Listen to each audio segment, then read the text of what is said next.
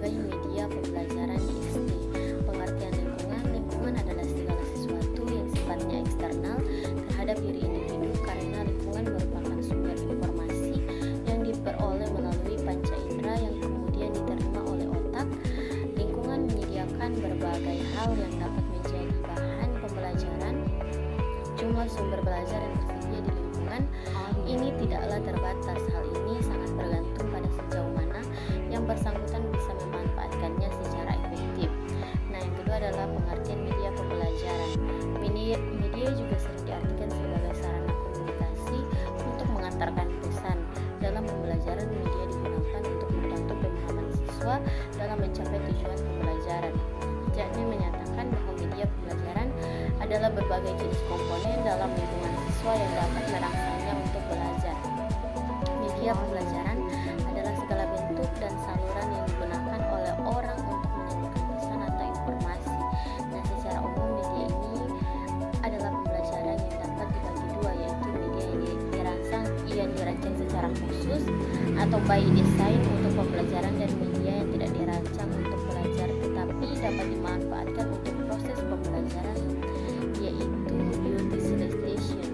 Nah, salah satu bentuk media belajar yang tidak dirancang tersebut adalah lingkungan. Pengertian poin yang selanjutnya yaitu pengertian lingkungan sebagai media pembelajaran di SD.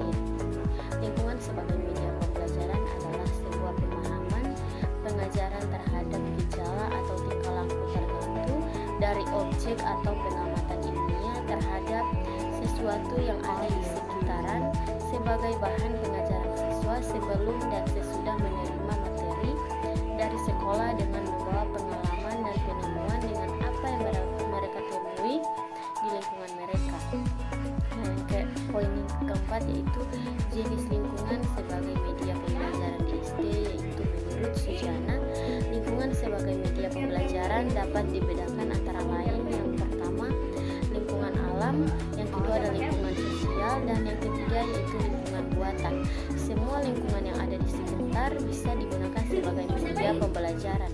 Dari sebuah lingkungan yang dapat digunakan dalam proses pendidikan dan pembelajaran secara umum dapat dikategorikan menjadi 3 macam lingkungan belajar. Nah, yang pertama yaitu lingkungan sosial. Lingkungan sosial sebagai sumber belajar yang berkenaan dengan interaksi manusia dengan kehidupan bermasyarakat, seperti organisasi sosial, adat dan kebiasaan, mata pencaharian, kebudayaan, pendidikan, kependudukan, struktur pemerintahan, agama, dan sistem nilai. Lingkungan sosial tepat digunakan untuk mempelajari ilmu-ilmu sosial dan kemanusiaan dalam praktek pengajaran. Penggunaan lingkungan sosial ini sebagai media dan sumber belajar hendaknya dimulai dari lingkungan yang paling dekat seperti keluarga, tetangga, rukun warga, kampung desa, kecamatan, dan lain sebagainya. Nah, yang kedua ada lingkungan alam. Lingkungan alam adalah segala sesuatu yang sifatnya alamiah seperti keadaan geografis, iklim, suhu udara, musim, curah hujan, flora atau fauna, sumber daya alam seperti air, hutan, tanah, batu-batuan, dan lain-lain. Aspek-aspek lingkungan alam tersebut dapat dipelajari secara langsung oleh para siswa melalui cara-cara tertentu. Mengingat sifat-sifat dari gejala alam relatif tetap tidak seperti dalam lingkungan sosial, maka akan lebih mudah dipelajari para siswa. Siswa dapat mengamati dan mencatatnya secara pasti dan mengamati perubahan-perubahan yang terjadi termasuk prosesnya dan sebagainya. Yang ketiga ada lingkungan buatan. Lingkungan yang ketiga adalah lingkungan buatan. Kalau lingkungan alam bersifat alami, sedangkan lingkungan buatan adalah lingkungan yang sengaja diciptakan atau dibangun manusia untuk tujuan-tujuan tertentu yang bermanfaat bagi kehidupan manusia. Nah, lingkungan buatan antara lain adalah irigasi atau pengairan, bendungan, pertamanan, kebun binatang, perkebunan, penghijauan, dan pembangkitan tenaga listrik. Siswa dapat mempelajari lingkungan buatan dari berbagai aspek seperti prosesnya, pemanfaatannya, fungsinya, pemeliharaannya, daya dukungan, serta aspek lain yang berkenaan dengan pembangunan dan kepentingan manusia dan masyarakat pada umumnya. Nah, poin selanjutnya adalah teknik penggunaan lingkungan sebagai media pembelajaran di SD.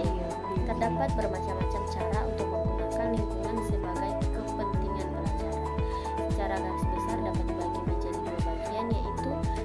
siswa dalam lingkungan atau masyarakat untuk keperluan pelajaran. Nah, banyak cara yang dapat ditempuh, antara lain yaitu yang pertama, karya wisata atau field trip, merupakan kunjungan siswa keluar kelas untuk mempelajari objek tertentu sebagai bagian integral dari kegiatan kurikuler sekolah. Nah, karya wisata harus direncanakan dengan cermat, mulai dari perencanaan objek, apa yang akan dipelajari, bagaimana cara untuk mempelajari, dan kapan waktu yang tepat untuk mempelajarinya. Nah, objek karya wisata yang akan dikunjungi harus relevan dengan materi pelajaran. Nilai-nilai yang dapat diperoleh dari karya wisata yaitu yang pertama, memberikan pengalaman langsung pada siswa, dua, membangkitkan dan memperkuat minat siswa, yang ketiga yaitu memberikan motivasi kepada siswa untuk menyelidik sebab terjadinya sesuatu dalam masyarakat. Nah, yang keempat, lebih mengembangkan hubungan sosial siswa dengan masyarakat, serta yang kelima yaitu memberikan pengertian yang lebih luas tentang kehidupan dalam masyarakat. Nah, yang poin kedua ada survei. Survei merupakan usaha untuk memperoleh keterangan-keterangan faktual tentang suatu aspek dari masyarakat dengan penyelidikan sistematis. Kegiatan belajar akan dimulai dengan wawancara atau pengamatan siswa terhadap pihak yang bersangkutan, kemudian mempelajari segala data yang diperoleh siswa dari masyarakat, dan yang terakhir yaitu mencatat dan menyimpulkan hasil survei guna menambah informasi pembelajaran. Gaya belajar ini kebanyakan diterapkan dalam mata pelajaran sosial dan masyarakat seperti sosiologi, antropologi, ekonomi, sejarah, dan lain-lain. Nah, yang ketiga ada pengabdian kepada masyarakat atau service project, yang merupakan suatu kegiatan yang dijalankan oleh siswa-siswa dalam rangka memperbaiki suatu aspek tertentu dari kehidupan masyarakat. Kegiatan ini akan mudah terlaksana jika siswa telah menemukan masalah dalam masyarakat melalui survei yang telah dilakukan sebelumnya, kemudian adanya empati untuk memecahkan masalah tersebut bersama dengan bapak atau ibu guru.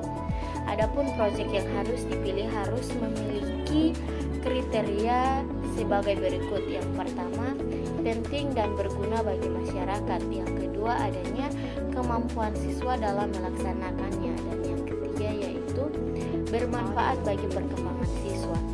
Poin keempat ada interview. Dengan adanya interview, guru berharap siswa dapat mengajukan pertanyaan kepada orang lain untuk mendapatkan informasi dalam situasi yang tidak formal atau luar sekolah. Nah, interview ini akan menambah rasa percaya diri siswa untuk berkomunikasi dengan orang lain sekaligus mendapatkan informasi yang dibutuhkan. Yang kelima ada perkembangan sekolah atau school camping. Berkemah merupakan salah satu cara guru untuk mendatangkan siswa secara langsung ke lingkungan dengan tujuan agar siswa mengenal lingkungan sekitarnya lebih dekat lagi. Perkemahan banyak mengandung nilai edukatif, antara lain berhubungan dengan sosial dan juga keakraban dengan alam. Nah, yang kedua, membawa sumber-sumber dari masyarakat ke dalam kelas untuk kepentingan pelajaran. Nah, adapun model pembelajarannya adalah yang pertama yaitu resource person. Dengan resource person ini, para siswa dapat mendapatkan informasi dari narasumber yang mempunyai keahlian dan pengetahuan tertentu, misalnya guru dengan keahlian tertentu, tokoh-tokoh masyarakat, petani, dokter, dan sebagainya. Kegiatan ini akan disesuaikan dengan tujuan pembelajaran yang akan dicapai.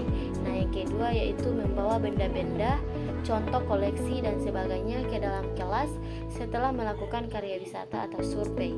Adapun baiknya guru meminta siswa untuk membantu membawa atau mengumpulkan benda yang ditemuinya di alam dan dapat memberikan informasi. Poin selanjutnya yaitu kelebihan dan kelemahan penggunaan lingkungan sebagai media pembelajaran di sekolah dasar.